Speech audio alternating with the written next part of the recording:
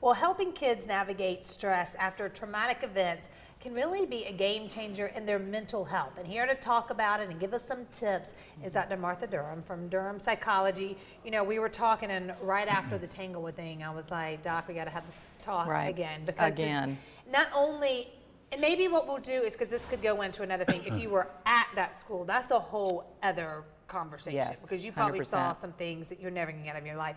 I wanted to know about, like, what about kids that, you know, they didn't go to that school? How do I even talk about it, like, you know, with my kids? Right. So what I would say to you is it's as if all the kids in Greenville County and their parents were at that school. Right. So it's a way to think about it. I think the next day or the next week there was a scare at one of the high schools. A lot of kids didn't go to school. Yep.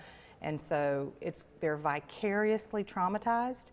And then what happens to those kids who weren't there is you kind of get, I hate this word, but shamed, like you weren't there, you don't know, but they're all afraid. Well, we're all affected by it. And of the course, parents. after these things happen, they say, well, we've brought in grief counselors, this, that, and the other, but you got to remember the people within the school, the teachers and advisors and counselors, they're traumatized. Yes, How do they they comfort kids that are traumatized? Well, what needs to happen is everybody needs to be comforted. And what is kind of hard is when these things happen away from us, you hear all these things like look for the helpers, and I used to say that. Yeah. Well, what if the helpers are also traumatized? Right. And so what needs to happen is the adults have services as well as the kids, and you really need to at home manage with your kids how you talk about it, when you talk about it, and how much media you're paying attention to. Right, and like, what do you say, you know, because with William, the 13-year-old, I mean, we just kind of had a straight up conversation. Because he's in middle school. Yeah, because he knows. Yeah. You know what I mean? And then girlfriend kind of overheard, and he was like, what happened? And, you know. Sophie. We were like, luckily Sophie, like, didn't She's even. oblivious. I was like, she's 4, she's doesn't even, you know what I mean? It's almost a blessing to have a little kid because they don't get it. They don't get it, they have no clue. Some may. Well, what they get are the emotions. So if mom is stressed and William is stressed, they'll feel all that, so they'll also have a reaction. So what this is a trauma reaction.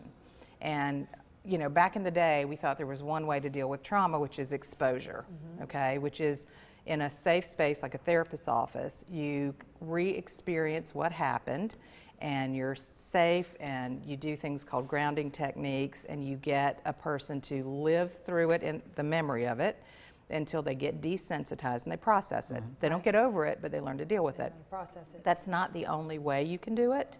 Some people cannot tolerate reliving it in their brain, so you do something a little more peripheral. I won't go into all the details of that, but you said you'll live with it the rest of your life. You'll probably be healthier, if you you go through a process where you're not hiding it. Hiding it is avoidance, and that can lead to post-traumatic stress disorder. In your practice, Durham Psychology, is most of your work with adults or some children? Or both. I do both. 50-50 maybe? It depends. Sometimes you're like, okay, I need a few more adults, I need a few more children, because it gets hard to deal with each group and all the problems that go along with that. But a lot of my work is trauma work. And yes, I came out of the VA system in part of my training and have a lot of experience with working with trauma, and so that's very helpful. And you do want to go to a person who works with trauma if people need help. Because it's hard. You want to tell your kids, like, everything's going to be okay, baby, that your school's, and you know what I mean? And sometimes you feel like, I don't know 100% that I can. You know what you should do? You should say, I'm afraid too. Let's see if we can find resources. And I posted something on my website, which is a wonderful organization, and all they deal with is child trauma. They also give you information about how the adults deal with it, how to talk about it.